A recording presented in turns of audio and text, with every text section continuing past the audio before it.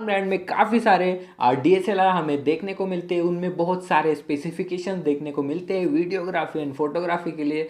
तो दोस्तों पर फिर भी जब भी बात आती है निकॉन ब्रांड में एंट्री लेवल DSLR खरीदने की, तो निकॉन ब्रांड में क्यों निकॉन D3500 ही बेस्ट माना जाता है बिगिनर्स के लिए। तो दोस्तों निकॉन D3500 के वीडियोग्राफी यानी फोटोग्राफी स्पेसिफिकेशन से पहले बात करते हैं इसकी डिज़ाइन के बारे में। तो निकॉन D3500 काफ़ी लाइट वेट कैमरा है और उसी के साथ हमें इसमें मिल जाता है 3 इंच का LCD स्क्रीन। पर इसका LCD स्क्रीन टच स्क्रीन नहीं है। खत्म, bye bye, tata, goodbye, गया। A few moments later.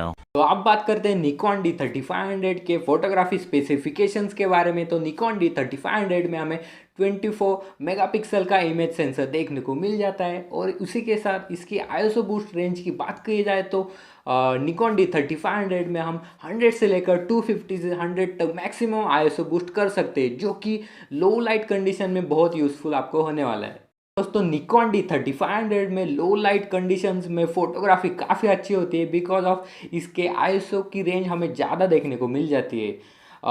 एक एक्स्ट्रा टिप आपके लिए कि जब भी आप एंट्री लेवल DSLR से शूट करें तो अच्छी नेचुरल लाइट कंडीशंस में या तो फिर अच्छे लाइटिंग सेटअप में शूट करें ताकि आपको काफ़ी अच्छा रिजल्ट मिले फोटोग्राफी के लिए। तो दोस्तों अब बात करते हैं निकॉन D3500 के बैटरी परफॉर्मेंस के बारे में। तो निकॉन D3500 का बैटरी परफॉर्मेंस काफ़ी तगड़ा और काफ़ी अच्छा है as compare to other DSLR cameras.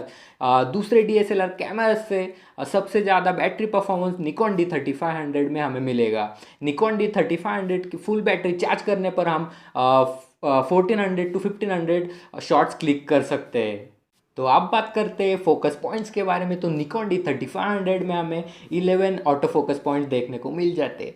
तो दोस्तों किसी भी DSLR में फोकस पॉइंट्स बहुत इंपॉर्टेंट होते हैं सब्जेक्ट को फोकस करने के लिए। तो निकॉन D3500 में 11 फोकस पॉइंट मिलते हैं, जो कि as a entry level DSLR beginner के लिए काफ़ी अच्छा फोकस पॉइंट्स हमें मिलते हैं इसमें। दोस्तों फोटोग्राफी में मैक्सिमम फ्रेम पर सेकंड का स्पीड फास्ट मूविंग सब्जेक्ट को कैप्चर करने के लिए यूज़ होता है।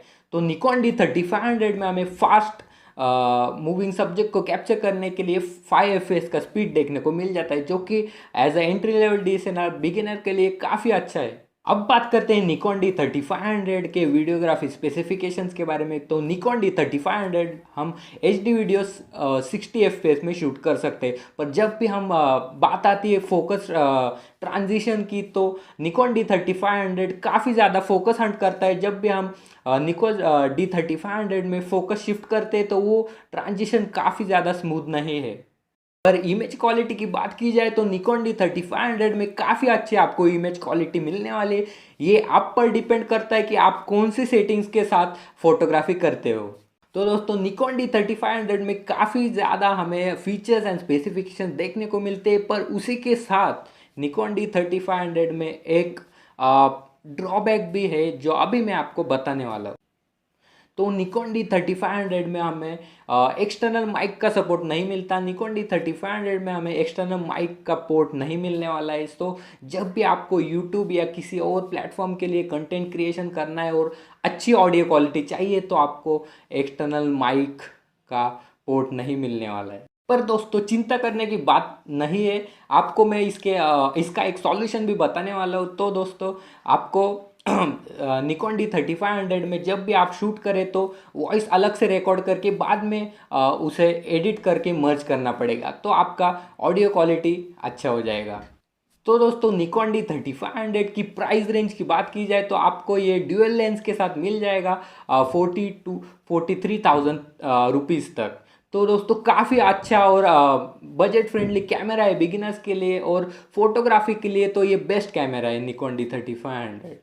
सो दोस्तों इसकी भी लिंक आपको डिस्क्रिप्शन में मिल जाएगी। अगर आपको ऑनलाइन अमेज़ॉन से परचेस करना है तो आपको डिस्क्रिप्शन में लिंक मिल जाएगी। तो दोस्तों thanks for watching this video. अगर आपने अभी तक सब्सक्राइब नहीं किया है तो जल्दी से जल्दी सब्सक्राइब कर दो यार। मजा आया।